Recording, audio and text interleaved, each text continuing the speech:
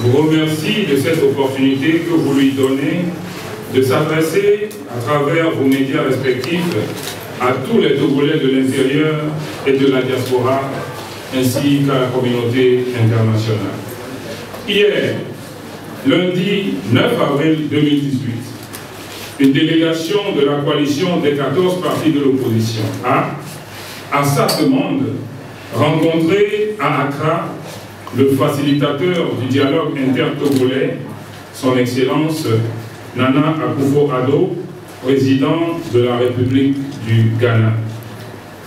Au cours de cette audience, la délégation de la coalition a tenu à faire part aux facilitateurs de ces sérieuses préoccupations liées à l'aggravation de la situation de crise que connaît notre pays et à l'interprétation volontairement erronée que fait le régime RPT UNIR de la disposition de la coalition à suspendre les manifestations de rue pendant la durée du dialogue.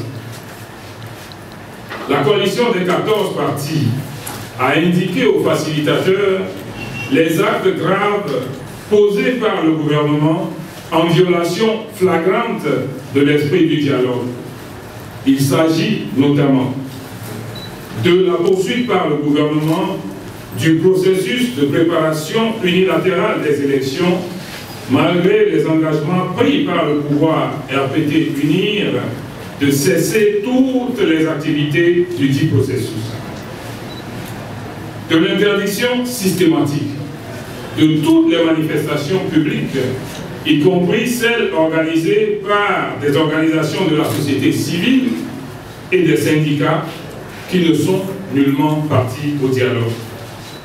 De la multiplication des harcèlements et des arrestations de responsables d'organisations de la société civile, alors même qu'ils réchignent à libérer tous les prisonniers comme ils s'y sont engagés. Du maintien de l'état de siège dans les villes de Sokolé, Bafilo et Mango.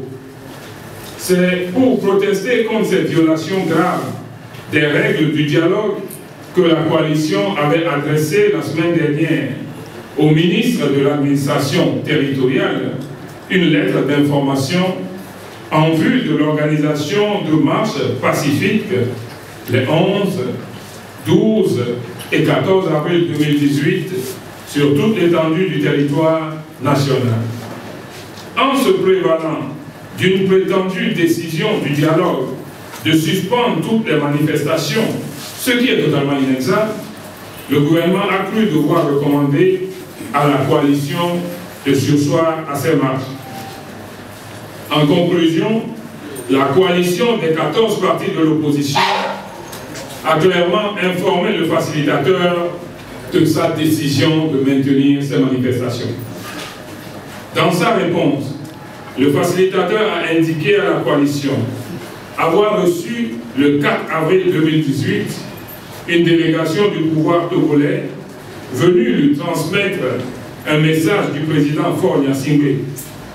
Dans son message, le chef de l'État togolais lui faisait part de ses préoccupations face au retard observé dans le processus électoral et des graves conséquences que pourraient avoir ces retards sur les délais constitutionnels fixés pour l'organisation des élections. Le facilitateur a dit avoir fait observer à la délégation gouvernementale que le processus électoral fait partie des points inscrits au dialogue et que des dispositions constitutionnelles permettent de maintenir en place l'Assemblée actuelle jusqu'à la mise en place des faits portés à sa connaissance par la coalition concernant la poursuite du processus électoral et l'interprétation de la suspension des manifestations comme une interdiction de manifester s'imposant à toutes les couches de la population. Prenant acte de la décision de la coalition de maintenir ces manifestations des 11, 12 et 14 avril 2018, tout en restant attaché à la logique et à l'esprit du dialogue, le facilitateur a promis de transmettre la dite décision aux autorités togolaises.